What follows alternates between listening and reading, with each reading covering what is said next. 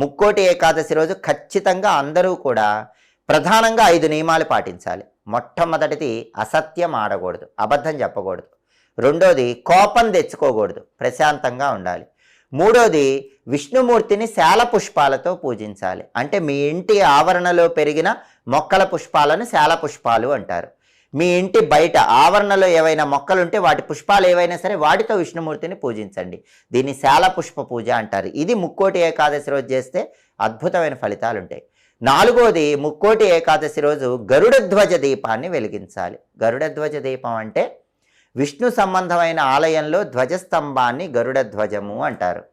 కాబట్టి ఎవరైనా ముక్కోటి ఏకాదశి రోజు రాముడు, కృష్ణుడు, నరసింహస్వామి, వెంకటేశ్వర స్వామి ఏ విష్ణు సంబంధమైన ఆలయానికైనా వెళ్ళి ఉత్తర ద్వారం గుండా విష్ణువుని దర్శనం చేసుకున్నాక ఆలయంలో ధ్వజస్తంభం దగ్గర దీపాన్ని వెలిగించండి. ఆవు నెయ్యితో కానీ, నువ్వుల నూనెతో కానీ,